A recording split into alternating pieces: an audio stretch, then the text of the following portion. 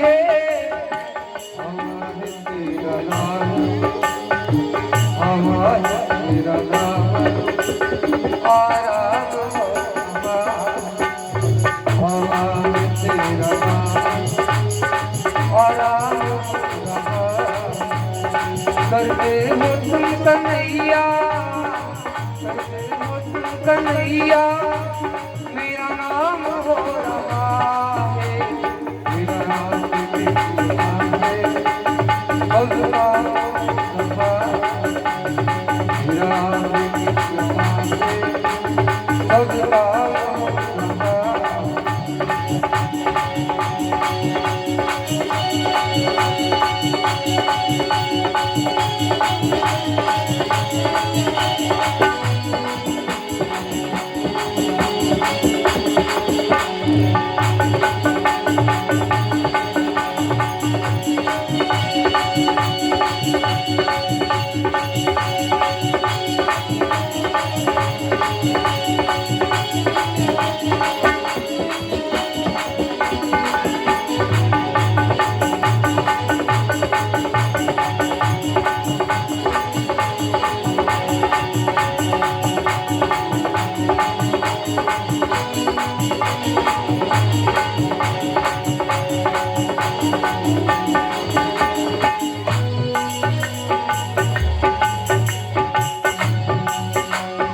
दुनिया में होंगे लाखों तेरे जैसा कौन होगा, दुनिया में होंगे लाखों तेरे जैसा कौन होगा, तुझे सब का परिवार भलाई सा कौन होगा, तुझे सब का परिवार भलाई सा कौन होगा।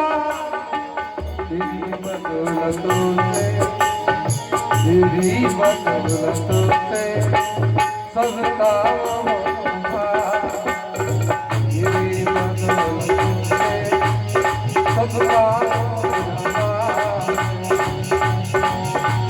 करते हो तुम कन्हैया, करते हो तुम कन्हैया मेरा नाम हो रहा है, मेरा नाम भगवान मेरा नाम भगवान। करते हो तुम कन्हैया, करते हो तुम कन्हैया मेरा नाम हो रहा है, मेरा नाम भगवान मेरा नाम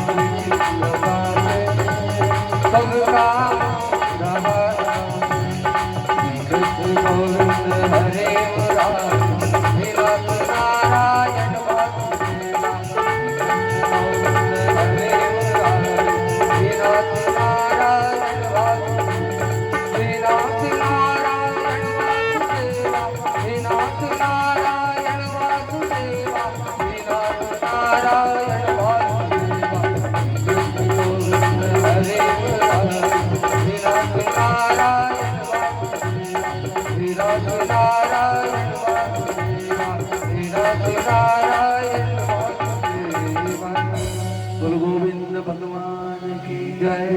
अपने भरोसे पे यात्रा करना अलग बात है और किसी और के भरोसे पे यात्रा करना अलग बात है।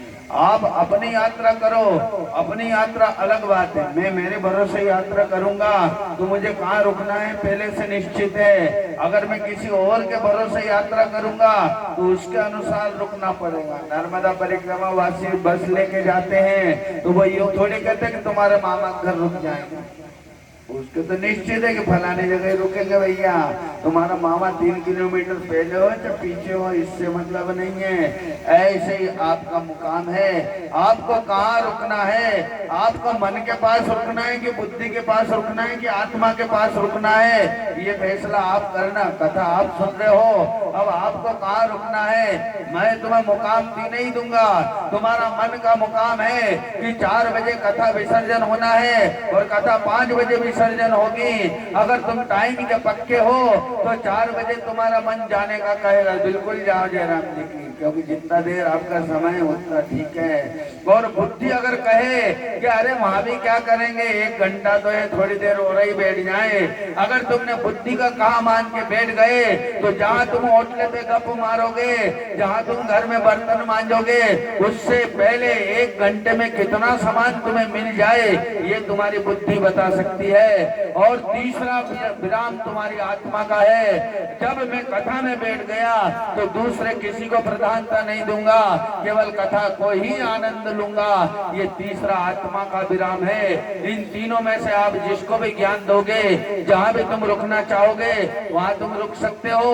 ये मुकाम है। मेरी गाड़ी के 3 स्टैंड है, वो 3 ही स्टैंड मैंने तुम्हें बता दिया। अगर तुम्हारा मन स्टैंड है तो 4 बजे कथा का समय लिखा है, 4 बजे उठो और भग जाओ जयराम जी की। मगर तुम्हारी बुद्धि ने कहा कि ठीक है महाराज लेट हो गया, 5 बज गए, कोई बात नहीं, अपन भी बैठ जाओ, ये बुद्धि का स्टैंड है। और तीसरा स्टैंड कथा सुनने आया हूँ तो फिर कथा सुन के ही जाऊंगा जयराम जी की, ये तुम्हारी आत्मा का स्टैंड है। अब 3 में से आप कोई सा भी चुन सकते हो। आप लाचार और मजबूर नहीं हो। भगवान ने कहा है देना आपका है, लेना आपका है, मेरा काम है कि मेरे पास जो सामग्री है वो मैं तुम्हें जरूर दूंगा। और भगवान ने ऐसा कहा है एक जीव को परमात्मा से मिला देना, यही ब्राह्मण का धर्म है। ब्राह्मण का धर्म क्या है? वेद शास्त्र सब पढ़ने के बाद में भी अभिमान शून्य रहना चाहिए। अभिमान शून्य रखे और मार्ग बताना चाहिए कि आपको भगवान इस गति से मिलेगा। अगर स्त्री को भगवान से मिलना है तो वो एक दृढ़ होके अपने पति सेवा से लेके एक गुप्त धर्म है उस सेवा में लगे रहो। अगर गुप्त सेवा में लगे रहे तो आपका कल्याण जरूर होगा। वो गुप्त सेवा श्री कृष्ण की है, वो कृष्ण है। भगवान कहते हैं सब स्त्रियों से धर्म करवाता हुआ सनातन धर्म को जीवित रखता हूँ। इन्हीं स्त्रियों के गर्भ से छत्रपति शिवाजी पैदा करवाता हूँ और इन्हीं स्त्रियों के गर्भ से रावण जैसा महाबली भी पैदा करवाता हूँ। ये मेरी प्रकृति है। इस प्रकृति से मैं अच्छे और बुरे दोनों संतानों को जन्म दिलवाता हूँ। और दोनों ही संतानों का जन्म लेने के बाद दोनों संतानें अपना अपना कार्य करती हैं। अंत में अधर्म की माँ को रोना पड़ता है और धर्म की माता को सम्मान और प्रसन्नता प्राप्त होती है। अब ये धर्म और अधर्म की कथा में आज अजामिल ने क्या किया कि अजामिल ने अपना काम पूर्ण किया और अजामिल के घर संतों ने भोजन किया और संतों ने भोजन करने के बाद अजामिल को आशीर्वाद दिया, जाओ तुम्हारे घर लड़का होगा, उस लड़के का नाम तुम नारायण रख देना। बोला वो ठीक है। उसने अपने लड़के का नाम नारायण रखा। नारायण नारायण नारायण। भगवान ने कहा है, मैंने पहले कथा में कहा आदमी औरत दोनों को जना दे उसका नाम भगवान है। आज अच्छा पैदा होता है कि नहीं ये बताओ। उसके घर लड़का पैदा हुआ और उसको ज्ञान पैदा हो गया। 2 बात कहते हैं, जब पुरुषों के अंदर मैं पैदा करता हूँ तो ज्ञान नाम का पुत्र पैदा करता हूँ। जब स्त्री के अंदर में किसी को पैदा करता हूँ तो वो प्रेम नाम का पुत्र पैदा करता हूँ। अगर प्रेम और ज्ञान ये निधि ये अपने आप चलता रहेगा। स्त्री के अंदर प्रेम पैदा होगा तब वो परमात्मा तक जाएगी। संतान पैदा करना तुम्हारे पति का धर्म है, मेरा धर्म है। केवल प्रेम पैदा कर दूं, प्रेम पैदा हो जाए तो समझ लो तुम परमात्मा के पास तक पहुंच जाओगे। मीरा प्रेम दीवानी है। भगवान ने कहा मीरा ने प्रेम किया तो प्रेम से वो परमात्मा से मिल गई। एक संबंध ऐसा है जिसमें पैदा भी हो जाता है और मालूम नहीं पड़ता जयराम जी की, उसका नाम प्रेम है। बोलो रामचंद्र भगवान की जय। और उसी का नाम ज्ञान है। ये कथा सुनते समय आपको ज्ञान हो रहा है, ये ज्ञान नहीं हो रहा है, ये तुम्हारे अंदर तुम्हारा पुत्र पैदा हो रहा है। आदमी के अंदर भी और औरत के अंदर भी मरते समय यही ज्ञान तुम्हें परमात्मा से मिलाने में समर्थ रहेगा। इसलिए कहा है बिन सत्संग विवेक न होई, राम कृपा बिन सुलभ न सोई। बड़े बड़े ज्ञानी मर जाएंगे, वो परमात्मा तक नहीं निधि के आसपास जाएंगे। अष्ट सिद्धि नव निधि के दाता, असवर दीन जान की माता। एक एक सिद्धियां ऐसी है जो पूरी धरती की भीड़ यहाँ इकट्ठी कर ले। ऐसी ऐसी सिद्धियां हैं, ऐसी ऐसी सिद्धियां विद्वानों के पास रहती हैं। उन विद्वानों को सिद्धियों के बल से भी वो अपना कार्य कार्य पूर्ण कर सकते हैं। ऐसी सिद्धियां भगवान विश्व कल्याण के कार्य के लिए संतों को प्रदान करते हैं। और जो खुद ही सिद्धियों का घर हो उसे और किसी को सिद्धि देने की क्या जरूरत। बोलो सिद्धनाथ भगवान की जय। सिद्धियां आती हैं, सिद्धियां चले जाती हैं। सिद्धियों का उपयोग कब करना चाहिए? जब ही करो, हर कभी करने की जरूरत नहीं है। जब देख लिया कि 10 आदमियों का काम सुधरने वाला है तो फिर ताकत लगा दो जयराम जी की। 10 आदमियों का काम सुधारने के लिए जो अपनी सिद्धि का प्रयोग करे वे संत हैं। जो अपना आश्रम बनाए, अपना महल बनाए, अपना काम करे, उसके लिए प्रयोग करे, वे संत की श्रेणी में नहीं है और नीचे आ जाओ। इसलिए भगवान ने कहा है निज स्वार्थ के लिए सिद्धियों का प्रयोग करोगे तो सिद्धियों का अपमान है, क्योंकि सिद्धियां सब जगत की माता है। बोलो रामचंद्र भगवान की जय। हजारों का भला हो जाए तो वो सिद्धि काम की है, अपने एक के भले के लिए सिद्धि काम की नहीं है। इसलिए भगवान ने कहा है कि एक बहुत बड़े संत मिले, वो मरने के बाद में क्या कह रहे हैं, हमने सिद्धियों के बल से काम तो किया धर्मेंद्र भाई, मरने के बाद की बात है, हमने सिद्धियों के बल पे काम तो बहुत किया मगर हमें अब आत्म शांति नहीं है। मैं कि क्यों दादाजी आत्म शांति क्यों नहीं है? बोले हमने मूर्खों का धन भी सत्कर्म में लगवा दिया, जिनका नहीं लगना था उनका भी लगवा दिया, जिनके पास हराम की कमाई थी उसको भी लगवा दिया जयराम जी की। आज भाई हमारे लिए कष्टकारक है। इसलिए भगवान ने कहा अच्छे कर्म करते समय आप अच्छे लोगों से धन ले सकते हो और धन लेते समय दबाव नहीं डाल सकते। तुमको ये देना है, तुमको ये देना है, ऐसा भी मत कहो। वो पूछे तो जरूर बता दो तू इतना दे सकता है, नहीं पूछे तो तेरे में भी बुद्धि है, कितना देना उतना तू दे दे, क्योंकि काम तो तुम्हारा देव तो भी नहीं रुकेगा और देवगे तो भी नहीं रुकेगा। क्योंकि भगवान ने कहा है करे करावन आप ही आप और के कछु नाही हाथ। मेरा स्वभाव खरा है, बोल ऐसे ही रहता हूँ जैसे मेरे को कोई गरज नहीं हो। जयराम जी की गरज तो है भी नहीं। क्यों नहीं है गरज के? गरज करो, गरजी तो अर्जी करे तब पर मर्जी सांच, बरुरज को हीरा करे चाहे हीरा कांच।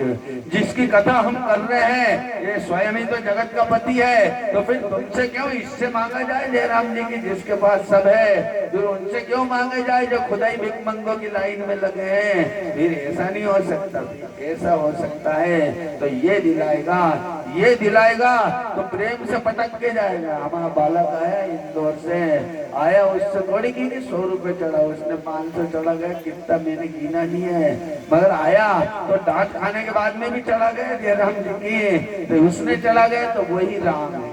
बोलो रामचंद्र भगवान की जय। विचार करो, दाता एक राम, भिखारी सारी दुनिया। जब उसने चढ़ाया तो हमने उसको मन से प्रणाम किया, क्योंकि तू हमारा बाप है। राम ने दिया है तो राम है, शिष्य की जगह शिष्य है, मगर दाता बन के आया है तो विदित है जगत में कि दाता एक राम, भिखारी सारी दुनिया। हमारे बोधक जी ने 10 रुपये चढ़ाए तो उनको भी हमने यही समझा है। भगवान ने कहा तुम चढ़ा के देखो, तुम्हारे अंदर राम ही चढ़ाएगा, दूसरा आदमी कोई नहीं चढ़ाएगा, क्योंकि राम के अलावा किसी से मैं मांगता नहीं हूँ। और जब राम चढ़ाए तो राम एक जगह है क्या? अरे हरि है 1000 हाथ वाला, वो दीन दयाला हरि है 1000 हाथ वाला। बहुत सारों के हाथ प्याज गादे में नहीं पहुंचते तो वो सामने ही पटक जाए, उठाए तो उठा लेना, नहीं तो ये पड़े जाए। ओ भैया ठीक है, ये कौन है? ये दाता नहीं है, यही राम है, यही माता जानकी है। इसलिए कहा है कि जब दान तुम्हारे सामने आए तो दान दाता को शिष्य या पुत्र या पिता है या मत मानो, वो दान दे रहा तो वो राम है ऐसा मानो, तब तुम्हारा कल्याण होगा। तब तुम्हारे अंदर अभिमान का जन्म नहीं होगा। अभिमान का जन्म कब होता? अपना चेला है, अपना चेला है, अभी तो खुदा ही चेले हो, इसको चेला बना रहे हो जयराम जी की। इसलिए भगवान ने कहा कि सरल हृदय से आप जो दान सामने आए उसे राम का मानो। आज इसने भी, अजामिल ने भी क्या बोला, संतों की कृपा से उसके घर संतान हुई, उसने उसका नाम अजामिल ने नारायण रखा। अब एक दिन पाप कर्मी की चिट्ठी यमराज ने पढ़ी कि अजामिल की अकाल मौत है, जाओ फेंको। जो यम पास फेंका, ये नासिका के पास एक सुर है, यहाँ स्वर से स्वर भर आना जाना रहता है गले के पास। वो यमपास गया, फांसी की तरह कस गया, सांस नहीं निकल रही है, हाथ में छटपटा रहा, कभी इधर गिरा, कभी इधर गिरा, कभी उधर गिरा, और अंत में घबरा के निकला नारायण। उसी समय यमपास कट गया। यमदूतों ने कहा भगवान ये आदमी यमपास से छूट गया। बोले क्या किया था इसने? बोले ऐसा कहा था नारायण। नारायण कहते यमपास छूट गया और ये आदमी तो स्वतंत्र हो गया। यमराज नारायण पास गए, बोले भगवान एक हजारों पाप करने वाले इस आदमी को एक नारायण नाम करने से छोड़ दिया और आपने इसको बचाया, तो मैं यमराज क्या करूंगा बताओ, पापियों को मारूंगा कि नहीं मारूं? भगवान ने मुस्कुराते कहा मार या मत मार भाई, अगर किसी ने मरते मरते हमारा नाम ले लिया तो वो अकाल मौत नहीं मरेगा जय राम जी की, आएगी तो ही मरेगा, नहीं तो ऐसे नहीं मरेगा। जाओ तुम अपना काम करो। यमराज से ऐसा कहा है। ये कथा आपको क्या सिखाती है? अरे मुसीबत के समय में बीमार पड़ जाओ तो डॉक्टर का भरोसा कम करो और राम नाम का भरोसा ज्यादा करो। बोलो रामचंद्र भगवान की जय। ये मैं झूठ इसलिए कहता हूँ, मेरे दावे से मैंने मेरे जीवन में देखा है। मेरे को जितनी बड़ी भी बीमारी रही, सारी बीमारी के बाद में भी मैं हमेशा बीमारी से लड़ा तो राम नाम के बल से लड़ता था और अभी भी राम नाम के बल से लड़ रहा हूँ। भगवान ने कहा है मारे तो मार देना, राम नाम जिवाएगा तो जिवाएगा। अब ऐसे करते करते राम की मर्जी हो तो इलाज करा देते हैं और नहीं तो राम ही जिंदा रखने वाले हैं। मैं आज भी सकुशल हूँ, ये राम जी की कृपा है, इसलिए मौत निश्चित है, मगर राम नाम के रहते हुए अकाल मौत नहीं मरेंगे जय राम जी की। समय आने पे आपका कोई भी कार्य सिद्ध होगा।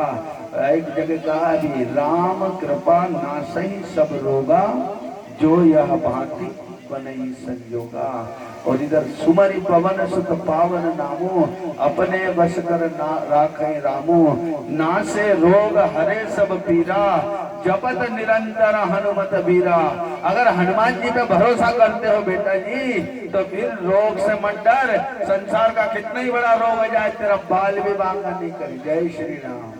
भगवान कहते हैं ऐसा नहीं कोई भी आ जाए, किधर से भी आ जाए, कोई नहीं मार सकता, क्योंकि जब रखवाले हनुमान जी हो जाए तो फिर रोग दोष जाके निकट न जाके।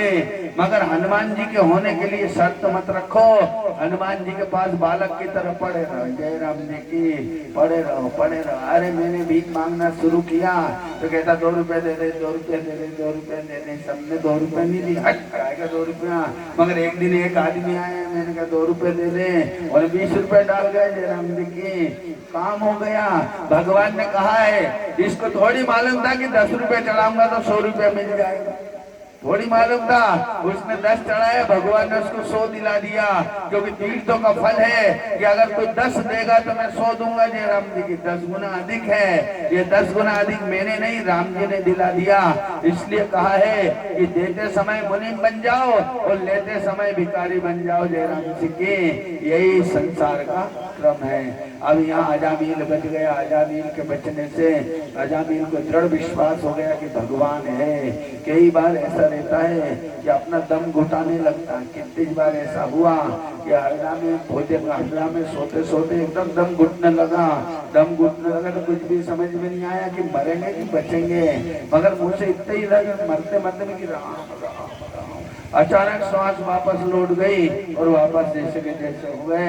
ये भगवान का खेल है। भगवान पे भरोसा पूरा करो, भरोसा नहीं भी हो तो करो, फिर काम होगा। ये अजामील की कथा आपने सुनी है, मेरे साथ बोलना, बोलो हे परमात्मा। आज जो कथा आपने सुनी है, आज इस कथा का नाम, इस कथा का हम हमारे ही अंदर, हमारे नारायण नाम से स्मरण करेंगे। आज कथा सुनिए। आज ही कथा का जन्म हमारे हृदय में हुआ है। इस कारण सोने से पहले जगने के साथ हम नारायण नाम का स्मरण जरूर करें। दुविधा में मत पड़ना। तुम्हारा जो गुरु ने नाम दिया नहीं वो नारायण का ही नाम है। इधर नारायण अलग से कहाँ जोड़ेंगे जय राम जी के। नारायण नाम एक ही बात है। जब गुरु के मुंह से कोई वाणी आपके अंदर आती कि तुम राम राम करना, तो राम नाम को ही नारायण नाम समझना। अगर गुरु ने कह दिया ओम नमः शिवाय, तो इसको भी नारायण नाम समझना। नारायण इतने छोटे नहीं है, वो सृष्टि का हर मंत्र में विद्यमान है। एक राम रक्षा कवच में कहा है, माता रामम मत पिता रामचंद्र, स्वामी रामम मत सखा रामचंद्र, सर्वस्व में रामचंद्रो दयालु। और राम रक्षा में आखिरी में कहा है, राम रामेति रामेति रमे रामे मनोरमे, सहस्रनाम तातुल्यम श्री राम नाम वरानने। जो विष्णु सहस्त्र नाम का पाठ करने से फल मिलता है पार्वती, अगर कोई एक बार राम, तो विष्णु सहस्त्र नाम का फल अपने आप मिल जाता है। पार्वती जी ने मालूम पड़ गया, बाप रे राम नाम इतना बड़ा है। बोले हाँ, राम नाम इतना ही बड़ा है, मगर वो राम नाम को समझाने वाला गुरु और राम नाम को समझने वाले शिष्य दोनों जब ही करेंगे जब वो अतिशय रगर करे। जो कोई भिड़ते जाओ, मालूम पड़ जाएगा मैं ही जल में हूँ, मैं ही थल में हूँ, मैं ही आकाश में, मैं ही आंगन में और मैं ही पवन में हूँ। ये ज्ञान आपको राम नाम से हो जाएगा। तत्व ज्ञानी संतों से ध्यान से बात करना, तो उनके अंदर राम नाम ही चलता है, राम नाम ही चलता है। दास कबीर कृपा कर बोले उपकारी, बेहरि हम ही बताओ सीता राम जी धनुषधारी। कबीरदास जी ने भी राम जी को देखा है, जब वो कह रहे हैं सीता राम जी धनुषधारी। जो राम को देखता है वही पूर्ण गुरु बनता है, और जो राम को दर्शन नहीं कर सकता वो पूर्ण गुरु कैसे बने? क्योंकि राम का चमत्कार ही राम के नाम में है।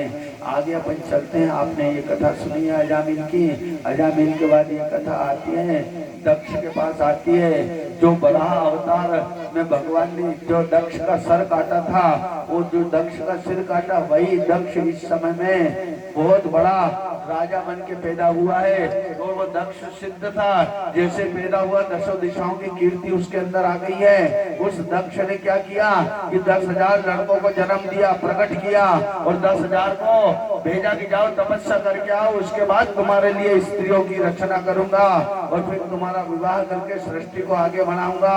नारद जी मिल गए, नारद जी ने 10,000 को ज्ञान दे दिया। परमात्मा मिले तो परमात्मा की माया नहीं मोहे ऐसा मांग लेना। बोला हो ठीक है।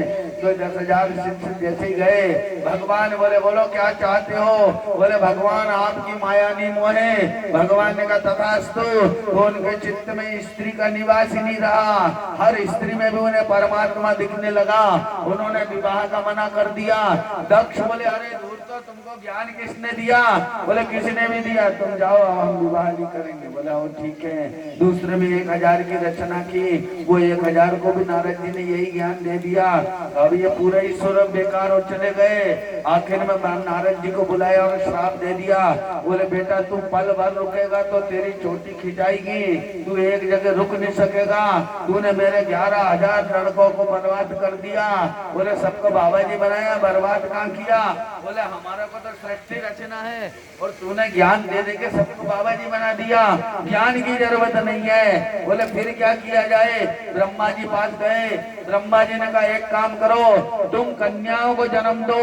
जो भी गुरु स्त्री को ज्ञान देने गया है आज तक गधा बन के लौटा है, कोई बड़ा घोड़ा नहीं बना बेचारा उनको ज्ञान देने जाए। तो भाइयां क्या करती है कि जननी है, तेरे जैसे कितने ही गुरु पैदा कर दिया, आज तक एक भी गुरु ऐसा नहीं है जो किसी औरत के गर्भ से जन्म नहीं लिया। जो औरत के गर्भ से जन्म लेता है उसे औरत नचा सकती है, उसने दूध पिलाया है। हाँ एक ही गुरु ऐसा है जो अजन्मा है। बोलो कृष्णम वंदे जगत गुरु। श्री कृष्ण के अलावा ये जगत में कोई गुरु बन ही नहीं सकता। जिनने गर्भ से जन्म लिया है वे गुरु होने का काम जरूर कर सकते हैं, मगर पूरा गुरु बन जाए, स्त्री से जीत जाए, ऐसा गुरु नहीं बन सकता। क्योंकि ऐसा गुरु बन ही नहीं सकता। क्यों नहीं बन सकता? क्योंकि भगवान जानते हैं कि ऐसा गुरु तो माँ खुद ही बनाए तो बनता है, अन्यथा नहीं बन सकता। ज्ञान देना अलग बात है, ज्ञान पे चलना अलग बात है, और ज्ञान को नष्ट करना ये प्रकृति का काम है। कोई भी स्त्री चाहे तो बड़े बड़े गुरु को अपने अधीन कर लेती हैं। बड़े बड़े गुरुओं से कई जगह तो आश्रम लिखवा लिए भाइयों ने जयराम जी की, क्या हमारा नाम लिखो आश्रम। हाँ भैया काय के लिए हम साथ में हैं, ऐसा कर्म प्रभाव है, ऐसी अवस्था है। इसलिए भगवान ने कहा है कि ज्ञान ज्ञान से आएगा, कर्म कर्म से आएगा, योग से योग आएगा। अब 60 कन्याओं का जन्म हुआ। नारद जी समझाने गए, कन्याओं ने नारद जी को घेरा और जो बात शुरू की तो नारद जी पसीना पसीना हुए और वापस चल दिए। बोले भाइयों को कौन ज्ञान दे, क्योंकि भाइयां ज्ञान देना भी जानती है और ज्ञान को छीनना भी जानती है। ये बहुत समय तक अनुभव करो। मैं भाइयों के साथ में बच्चियों के साथ बहुत रहा हूँ, रहता भी हूँ और रहूंगा भी शायद जीवन भर, कोई बड़ी बात नहीं है। मगर गुरु कहाँ मिलता है? गुरु वहीं से मिलता है जहाँ से जन्म हुआ। बोलो रामचंद्र भगवान की जय। अगर आपको 84 लाख योनि से छूटना है तो आप अपनी जन्म देने वाली माँ को गुरु मानो और हर स्त्री में एक गुरु को जरूर ढूंढो। आखिरी तक जाओगे तो आपको एक गुरु मिलेगा, उसका नाम आदि शक्ति। बोलो आदि शक्ति जगदम्बा महिषासुरमर्दिनी की जय। ये जगदम्बा है, आखिरी गुरु है। इसके बाद ज्ञान अज्ञान का संसार खत्म हो जाता है और केवल एक ही ज्ञान दे जाता है। समत्व योग उच्चते, वो समत्व योग साधारण सहज योग वहां से पैदा होएगा। फिर जीव को ना पाप लगेगा ना पुण्य लगेगा, वो अकेला ही रहेगा। उसी को निरंकार कहा है। सब होते हुए भी कुछ नहीं रहेगा, यही नाम हमारा नाम है। ये ज्ञान आपको माँ के पास से मिलेगा। जानकी जी ने हनुमान जी को दिया है, हनुमान बेटा ये ज्ञान है, अब तो ब्रह्मचर्य से रह सकता है, क्योंकि तुझे हर स्त्री में मैं ही मैं दिखूं। ये जानकी माता ने वचन दे दिया तो हनुमान जी भले तुमको देखे तो भी यही कहेंगे जय माता जानकी, इनको देखे तो कहे जय माता जानकी। हनुमान जी को ऐसा दिख रहा है, घट घट में जानकी दिख रही है, तो काम भाव आएगा ही कहां से जय राम जी की। कोई माँ की गोद में ही जिंदगी भर पड़ा रहे तो वो कभी काम ही नहीं हो सकता। ऐसे ही हनुमान जी हर स्त्री के अंदर उन्हें जानकी नजर आ रही हो तो हनुमान जी को कौन ब्रह्मचारी नहीं रहने दे। हनुमान जी ब्रह्मचारी है, ब्रह्मचारी ही रहेंगे। और ब्रह्मचारी ब्रह्मा जैसा चरण, ब्रह्माचरण, एकदम कठिन से कठिन परिस्थिति में भी अनुकूल बने रहना, ये ब्रह्मचारी का पहला कर्म है। भगवान ने कहा ब्रह्माचरण करो। अरे ठंड है तो ठंड सहन करो, गर्मी है तो गर्मी सहन करो, और कुछ भी नहीं मिल रहा है तो भूखे रह के भी सो जाओ। जड़ और चेतन का भेद समझो, इसका नाम ब्रह्माचरण है। ब्रह्मचरण, ब्रह्म तक आचरण करने वाले गुरु को ब्रह्मचारी जी का है। बोलो ब्रह्मचारी जी महाराज की जय। आज हमारे यहाँ पे आश्रम में हम सब रहे हैं, बालक पढ़े हैं और यहीं से ज्ञान मिला है। प्रेम जहाँ हो वहाँ परमात्मा उपस्थित रहता है। फिर आगे की तरफ चलते हैं। दक्ष ने 60 कन्याओं का विवाह कर दिया। भगवान ने कहा है 10 पत्नी धर्म को दे दी है, प्रणाम। ऐसा करके 27 पत्नी चंद्रमा को दे दी है। ऐसे सब 60 कन्या का विवाह कर दिया। एक दीदी अदिति कश्यप मुनि को दे दी है। दीदी अदिति के गर्भ से देव और दानवों का जन्म हुआ है। देव और दानवों के जन्म में क्या हुआ कि देव और दानवों में उन्होंने कहा राजा किसे बनाया जाए, इंद्र को बनाया जाए कि बलि को बनाया जाए। सबने बलि और इंद्र की परीक्षा ली। बोले एक और ब्रह्म द्वितीय नास्ति का क्या अर्थ है? तो बलि ने कहा यदि एक ब्रह्म है तो वो मैं हूँ। इंद्र से कहा कि एक ब्रह्म द्वितीय नास्ति का अर्थ क्या है? बोले जिसने सृष्टि को रचाई वो एक है, बाकी हम सब उसके अंश हैं। बोले इंद्र को राजा बना दिया जाए। इंद्र को राजा बना दिया। इंद्र राजा बनने के बाद राजपाट करने लगा, मगर सौभाग्यवश ऐसा हो गया कि इंद्र का राज्य में हमारे गुरु जी आए, बृहस्पति जी आए। बृहस्पति जी आए तो उन्होंने बृहस्पति जी का सम्मान नहीं किया। बृहस्पति जी ने उनको दंड दे दिया। वो दंड दिया तो बृहस्पति जी ने उनका राजपाट छोड़ दिया। राजपाट छोड़ दिया तो उन्होंने अपने गुरु को ढूंढने का खूब प्रयत्न किया, बहुत प्रयत्न किया, मगर गुरु जी एक बार नाराज हो जाए तो फिर गुरु जी के जब तक मन की नहीं होती तब तक वो तुम पे कृपा नहीं करते। गुरु जी ने वहां से हट गए तो गुरु जी हटे तो गुरु जी से कहा तो उन्होंने धन का मान बता दिया था।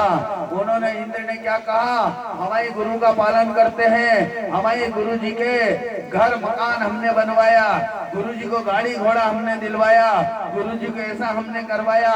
जैसे ही उनके मुंह से ऐसा सुना और बृहस्पति जी ने इंद्र का त्याग कर दिया। बोले इंद्र एक काम करो, अब तुम्हारी संपत्ति के साथ तुम सुरक्षित रहो, अब हम जा रहे हैं, क्योंकि संपत्ति के लिए हमने तुम्हारा साथ नहीं दिया है, धर्म रक्षा के लिए हमने तुम्हारा साथ दिया है। ऐसा करके बृहस्पति जी ने त्याग कर दिया। अब इंद्र सारी संपत्ति इंद्र के यहाँ बैठा हुआ है। इंद्र ने कहा आप क्या करें, तो राक्षसों ने आक्रमण कर दिया। राक्षसों के आक्रमण से इंद्र घबरा गया, घबरा के इंद्र भाग के गया तो कहा शंकर जी पास गए। शंकर जी ने कहा देवराज इंद्र तुम्हारे गुरु कहाँ हैं? बोले गुरुदेव ने मेरा त्याग कर दिया। बोले क्यों त्याग कर दिया? बोले मेरे मुंह से अभिमान की बात निकल गई और गुरुजी ने अभिमान सहन नहीं किया, और गुरुजी ने अभिमान सहन नहीं किया इसलिए गुरुजी ने मेरा त्याग कर दिया। बोले तुमने गुरुजी को अभिमान बताना ही नहीं था।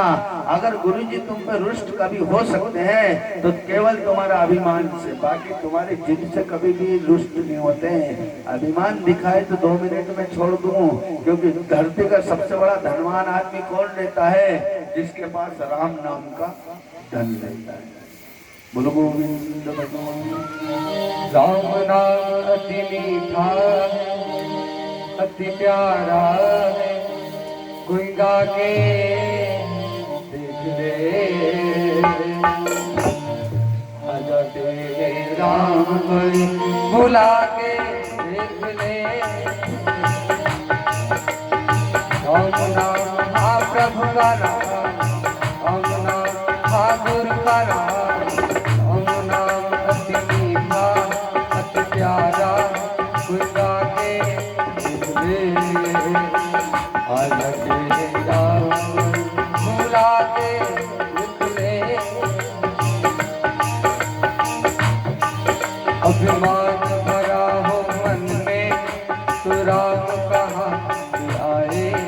अभिमान भरा हो मन में तो राम कहाँ से आए। अंधकार छुपा हो मन में मेहमान कहाँ से आए। राम नाम की ज्योति जला के दिखले। राम नाम की ज्योति जला के दिखले। आजा तेरे